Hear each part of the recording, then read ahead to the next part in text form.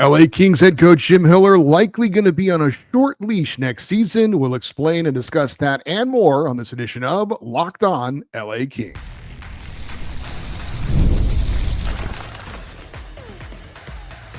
You are Locked On Kings, your daily podcast on the Los Angeles Kings, part of the Locked On Podcast Network, your team every day. Hey, Kings fans, welcome to Locked On LA Kings, part of the Locked On Podcast Network, your team every day. Thanks for making Locked On LA Kings your first listen every day. We are free and available wherever you get your podcasts and on YouTube. I'm Eddie Garcia, your host of Locked On LA Kings. I've worked in sports media for the past 30 years, also co-host of Locked On NHL Game Night, a nightly podcast and YouTube show wrapping up the night in the NHL, and a passionate LA Kings fan for over 30 years. Coming up on today's show, we're going to tell you about a member of the Kings family that has left for a greater opportunity. We'll tell you about a new member of the Kings family, and a star free agent has revealed why some players may not want to play in LA. But we're going to start with Kings head coach Jim Hiller. Why? Because I think there is something we should all be clear about going into this season. Jim Hiller is going to be on a short leash. And if the Kings have a bad start or a rough patch of the season, a coaching change is going to be part of the discussion. So the pressure is going to be on Jim Hiller right from the start of the season. And the only way it won't be a factor or a discussion point at some point this season is if the Kings get off to a good start, are comfortably in a playoff spot for the duration of the regular season. We're talking top three in the Pacific, and they stay there all season long. If that's the case, then this will not be brought up at all, I don't think. Maybe at the start of the playoffs, it'll be a discussion point as far as what things change this playoffs compared to last year's playoffs. Has Jim Hiller learned his playoff lessons, so to speak? Now, I'm not expecting or suggesting that the Kings are going to be as good as they were in the regular season last year, or that, that they should have to be for Jim Hiller to keep his job. They don't have to be. I'm not expecting the Kings to be as good as they were last season in the regular season. I'm not expecting them to be tied for the most wins in franchise history and most points in franchise history at the end of the regular season. I think that's likely to not be repeated. Doesn't mean they still can't be good. Doesn't mean they still can't be a playoff team. Doesn't mean they can't make the playoffs 5 years in a row. But I think next season, the Kings were pretty injury-free this year. Aside from Drew Doughty, they were pretty healthy. Probably way more healthy than most other teams in the NHL. That likely won't happen again. I think Darcy Kemper could still be very good. Unlikely to me he's going to be a Vezina Trophy finalist again, but he can still be good. But they can still be a top team in the Pacific, in my opinion. And while Jim Hiller was retained by new GM Ken Holland, he wasn't hired by Holland. He's not Holland's guy. And Holland was brought in to get the Kings over the hump. So I believe Ken Holland will have a pretty quick trigger finger when it comes to Jim Hiller's job status. I mentioned it before. Ken Holland is not afraid to make a coaching change. He had 3 different coaching hires in 5 years when he was with the Edmonton Oilers. He's not afraid to make that change if he thinks that's in the best interests of his team. And we'll see. Again, he did not hire Jim Hiller in the first place, so I think that makes it even more likely that he would feel very comfortable about making a coaching change next year if things don't go in a certain way. Now, is this the final time I'm going to bring up Jim Hiller's job status this offseason? Well, unless something very unforeseen happens, yes.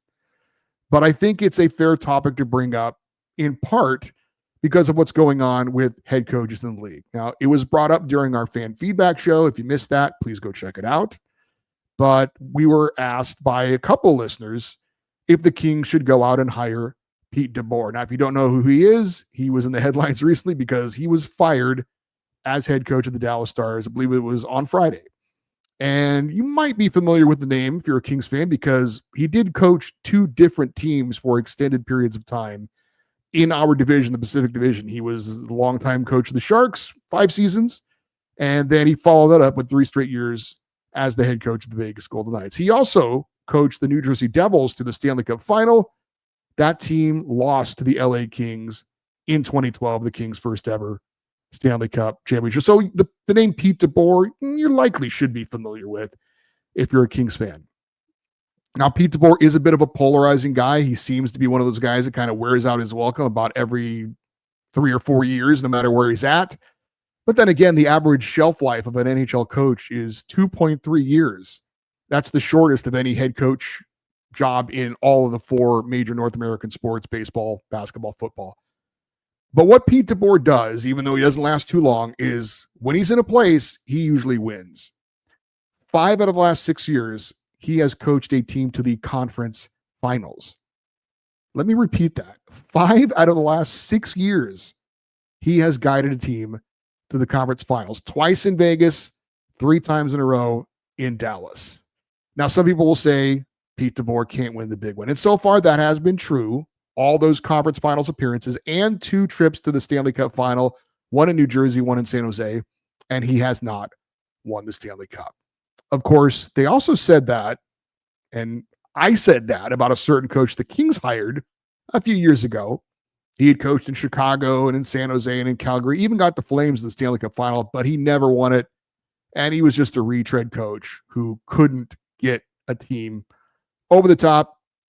And then Daryl Sutter won 2 Stanley Cups in LA.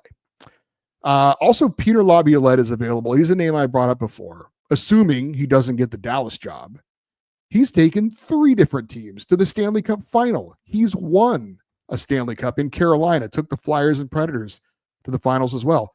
Most recently, he coached the New York Rangers to the President's Trophy for the best regular season record and a conference finals appearance season before last.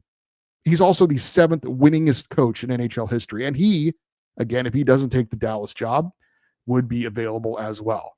Now, I would rather have either of these guys coaching the LA Kings because I trust them. I trust that when they get in a tight spot in the playoffs, they aren't going to screw it up. And I can't say the same for Jim Hiller based on what we saw last season. And if we are in it to win it, why wouldn't we hire one of these guys? You can't compare the resume of a Pete DeBoer or a Peter Laviolette to Jim Hiller because there is no comparison.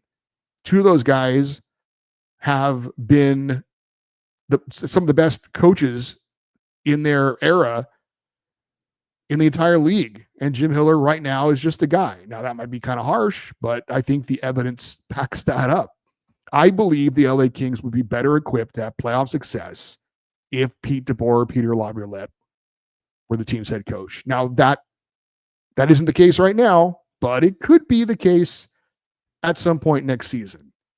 And I just think there are better options out there. And I made that clear in the offseason when I said I believe the Kings should have made a coaching change. But they didn't. The Kings have made their choice to stick with Jim Hiller for now. And with all the head coaching vacancies now being filled up across the NHL, that's the way it's going to stay for now, unless, of course, like I said, Laviolette takes the Dallas job. So I don't think there's going to be any team that says, you know what, Pete DeBoer, man, that guy wins. Let's get rid of our guy and bring him in. It could happen. We saw it in St. Louis last year. We even saw once upon a time, I don't know if you remember this or not, but there was a coach that had his team in first place in the division, 3 games left until the playoffs, and he got fired. That was Lou Lamoriello firing Claude Julien for the New Jersey Devils back in 2007. So I guess anything's possible.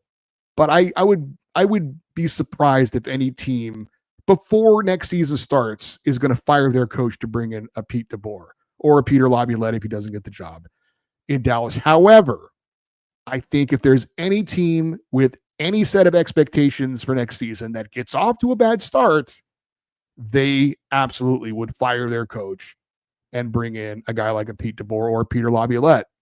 And the LA Kings, I hope they're not one of those teams, but I do think that is something that the Kings and us as fans need to be clear about. I think the good news for LA is that if they did decide to make a coaching change, if DeBoer and Laviolette are available, I think both of them would jump at taking the job. The Kings pay well. They paid Todd McClellan $5 million a year, one of the highest paid coaches in the league. And Laviolette or DeBoer would be taking over a experienced team that's made the playoffs 4 years in a row. It's a good job. is what I'm trying to say. Now, I want to be clear here. I am not rooting against Jim Hiller. I'm not hoping that something happens and they hire one of these guys I suggested so I can say, "Hi, I told you so. I'm right," or whatever. I don't care about that at all.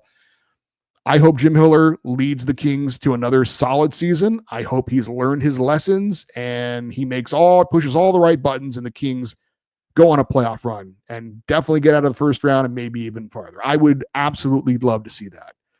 But do I have confidence that that's what I'm going to see with Jim Hiller as the head coach? I don't have confidence. Why would I, honestly? I think the Kings players like Jim Hiller. I think they'll play hard for him, but I do wonder deep down if they have the confidence in him that when things get tough in the playoffs and they need the coach to lead the way, is he the guy who's going to have the answers to get him through a tough situation? I don't know about that. And there's also, I can understand the feelings of like fairness, right? We're all people that are interested, I would guess, in fairness. Jim Hiller seems like a decent guy. He's got a family. He did a great job during the regular season in his first full year as head coach. And I get why some people are like, give him another chance. But as they said in the movie The Godfather, or maybe it was Godfather 2, this is the business we have chosen, right? Jim Hiller chose to be an NHL head coach. It's not a fair profession. Dan Bilesma was fired after one season as head coach of the Seattle Kraken this year. One. He's a former Stanley Cup winner. And it wasn't like he was taking over one of the top teams in the league. And look, being an NHL head coach, pretty cool job. Only 32 men in the world have that job, and you get pretty well paid. So, again, he's a big boy. Jim Hiller knows what he signed up for. There's no guarantees when it comes to being a head coach in the NHL. If you don't do the job, somebody else will be hired to do it for you. So the reality is right now, Jim Hiller's the head coach of the LA Kings. I hope he does an amazing job next year. And we're not talking about this at any point. But the reality is, if they don't start well next season, the Kings, and if there's some prolonged losing streak during the season, this is going to be brought up. It's going to be a storyline, and it's going to be something that probably will and should be talked about at some point next season. I hope it isn't, but I'm saying it probably is. All right, up next, an NHL player is honest about free agents and how LA might not be a place some players want to go. We'll talk about that next on Locked On LA Kings, your team every day. Ever check your bank account and wonder, where did all my money go? Between dining out, online shopping, and entertainment, it's easy to lose track, and that is where Monarch Money comes in. Your personal CFO, giving you full visibility and control over your finances. Monarch Money isn't just a budgeting app. It is a complete financial command center. You can track all your accounts, investments, and spending all in one place. So you stop just managing your money and you start building wealth. Instead of juggling multiple apps, you can use Monarch to check your finances, track spending, and even plan long-term goals. Managing money with your partner is smoother than ever. You can track shared accounts, personal accounts, set goals, stay on the same page without any stress. So take control of your finances with Monarch Money.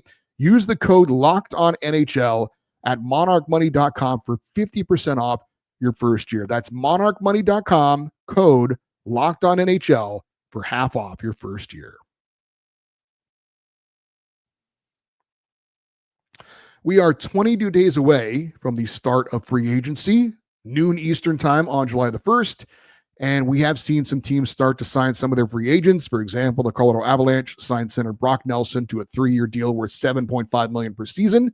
So teams can sign their own free agents or their own free agents to be at any time. For example, the LA Kings could sign Vladislav Gavrikov tomorrow, but he can't talk to other teams as an unrestricted free agent until noon Eastern on July the 1st. And we've talked about a few unrestricted free agents that could be fits for what the LA Kings are looking for.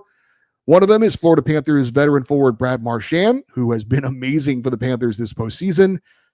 He's a guy who's a proven playoff performer, something the Kings certainly and every other team in the league that has playoff aspirations could definitely use.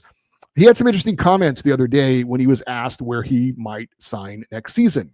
And he said this, quote, "Most contending teams don't have a lot of cap space. When you look at the Canadian teams, most of them have an extremely high tax rate. Then the California teams, same thing. So those teams are going to have to pay more money to get certain players than others, end quote. Brad Marchand also added, quote, there are teams where that absolutely matters. It doesn't matter for every player, but when you're dealing with guys that have a choice between multiple teams, it absolutely plays a part. If you have two teams that are offering the same contract, you're going to pick the team with less tax, end quote. Now, those comments certainly aren't shocking, but it was interesting that one of the marquee free agents to be came out and said it. NHL on TNT analyst Paul Bissonnette started some of this conversation around this topic recently when he said during one of the broadcasts of the playoffs that the NHL might need to address the state income tax topic because it is such a big advantage for some teams like the Florida teams. Now, before Game 3 of the Stanley Cup Finals, Commissioner Gary Bettman was on the TNT broadcast. Bissonnette asked him about this issue. He said, would the league consider addressing that this is an advantage for some teams? And Bettman responded by saying, quote, it's a ridiculous issue. When the Florida teams weren't good, which was for about 17 years, nobody said anything about it. For those of you that played, were you sitting there at the tax table? No, you wanted to go to a good organization in a place where you wanted to live, where you wanted to raise your kids and send them to school. You wanted to play in a first-class arena with a first-class training facility with an owner, an organization, and a GM and a coach that you were comfortable with. And you wanted to have good teammates so you would have a shot at winning. That's what motivates it. Could it be a little bit of a factor if everything else were equal? I suppose, but that is not it. By the way, state taxes are high in Los Angeles, high in New York. What are we going to do? Subsidize those teams? End quote. So some fair points by Commissioner Gary Bettman in some respects, but I also think he's crazy if he doesn't think the no state income tax isn't an issue for players. Brad Marchand said it himself. Now, is it the only factor? No, but it is a factor. And we've talked about it a little bit on this show about, is this part of the reason why the Kings have had such trouble signing free agents? Now, there are 9 states in the U.S. that have no state income tax. 5 of them have NHL teams: Florida, Lightning and Panthers; Nevada, the Golden Knights; Washington State, the Kraken; Tennessee, the Predators; and Texas, the Stars. And other than the Kraken, all those teams have been pretty successful of late. Now, that wasn't always the case, but I don't think there's any doubt that right now the Panthers, Lightning, Golden Knights, and Stars are all using this as an advantage to get players to want to go there. Not the only reason, but it is part of it. And I don't know that it's a coincidence that 4 of the last 5 and maybe soon to be 5 of the last 6 Stanley Cup champions have come from teams in states that have no state income tax. Also, Canada hasn't had a cup winner since 93, which for some reason I know of. Maybe that's a coincidence, maybe not. And as Gary Bettman pointed out, it's not like the Seattle Kraken are signing a bunch of big-time free agents. Of course, even if the NHL said it was an issue that they might need to address, I'll tell you, I have no clue how they would go about fixing that. That's something that's above my pay grade. But for now, it seems like, according to what the commissioner had to say, the NHL has no desire to even get into it at all. So, of course, when you look at California, Los Angeles, obviously, if you live here, you're aware of the cost of living. You're aware of the high state income taxes. But there are also advantages to living here that other markets don't have. Business opportunities, endorsement opportunities because of, all the media and the film industry and all those kinds of things, television shows.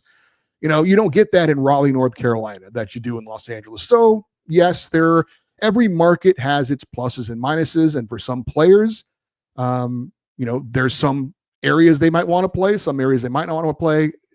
I think it's a factor. I don't know if it's a huge factor, though. So when we're talking about players signing with the LA Kings, I do think they take that into account. And I think we as fans might want to take that into account, too, when we're seeing how much the Kings pay for a certain free agent. We may need to be realistic that the Kings may have to pay a little bit more for those guys than other teams might. It's something to keep in mind. And it's also something to keep in mind when the Kings are looking to get some players and maybe they miss out, like Mikko Rantanen not wanting to come here, for example. So again, free agency is always an interesting time on July 1st. The Kings, we've talked about it on this show. The history of them signing free agents is not great. How much of a factor this all plays into it, I don't know. But again, it is something to keep in mind with free agency coming up. One more note on contracts and free agents. It was reported in The Athletic that Kings general manager Ken Holland, like a lot of other NHL movers and shakers, are in Buffalo for the NHL Draft Combine. And there was a report that Ken Holland had a meeting with Pat Brisson, the agent for many big NHL players, including Kings free agent to be Vladislav Gavrikov. The article speculated that Gavrikov could set a new bar for a defensive defenseman and be looking at $8 to $8.5 million per season. All right, the Kings had an addition and a subtraction. We will give you the details on that next on Locked On LA Kings, your team every day.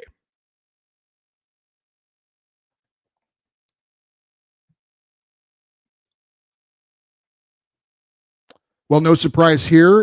It was something that we speculated about. There were reports that it was going to happen, and in fact, it has officially happened. The LA Kings have lost Marco Sturm to another organization. The Kings AHL head coach for the last 3 years and former Kings assistant was named as the new head coach of the Boston Bruins. And good for Marco Sturm. I didn't have too many dealings with him, but everything I've heard about him and listening to him talk, was a very well-liked guy in the organization, did a good job in Ontario, and now getting his shot at being an NHL head coach with a prestigious Original Six team, albeit for a team that's in the rebuilding process, but a team that Marco Sturm played for back in the day.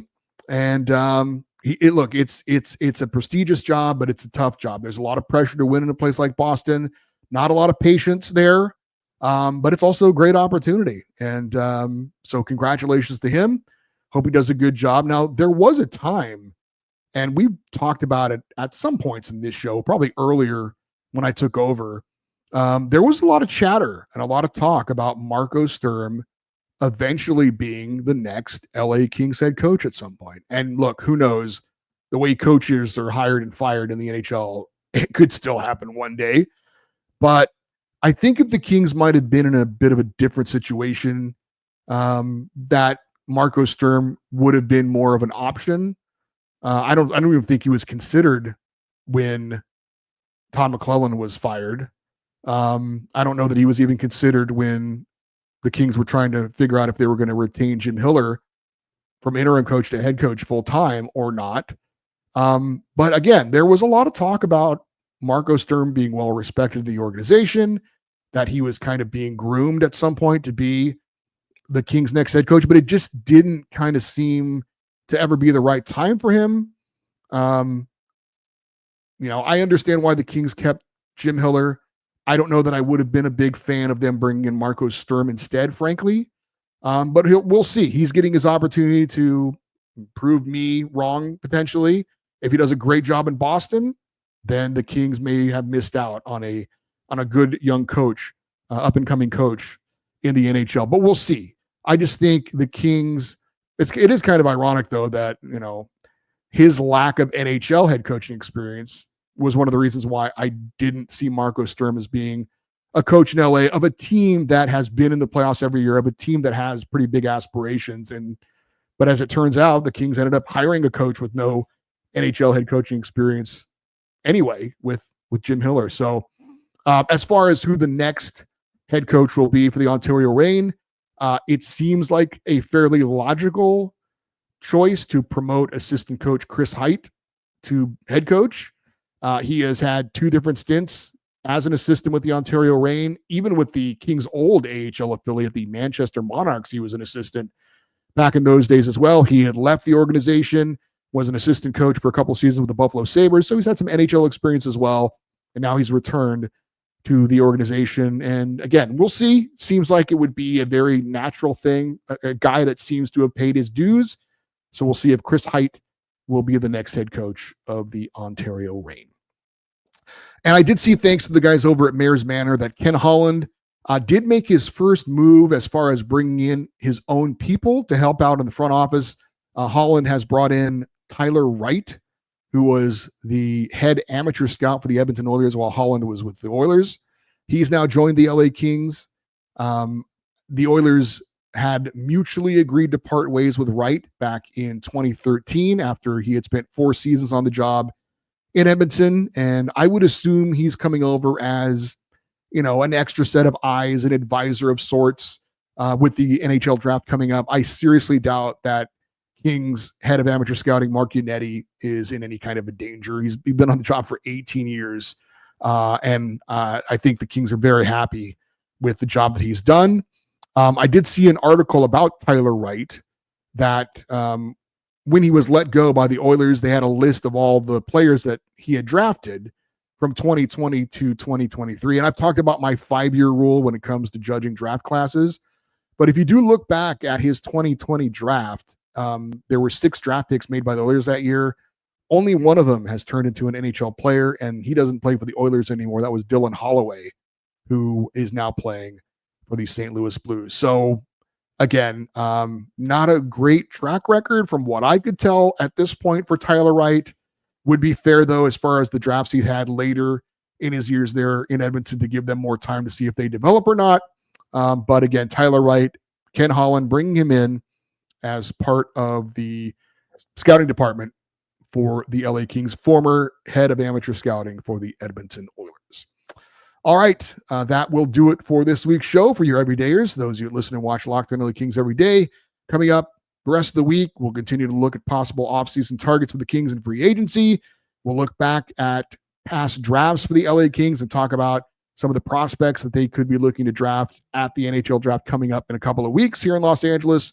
And also, we'll be having a special guest join us at some point during the week to talk about the LA Kings offseason. If you want to stay connected with the show, you can send us an email, lockedoneddie@gmail.com, EDDIE. Always welcome to post your thoughts on each show if you're watching on YouTube in the comment section. Stay interactive with the show on social media, X, Twitter, Instagram, TikTok. We are at Locked On LA Kings. I'm Eddie Garcia. Thanks as always for listening and watching this episode of Locked On LA Kings, part of the Locked On Podcast Network, your team every day. Have a great rest of your day. We'll talk to you next time. And as always, go Kings, go.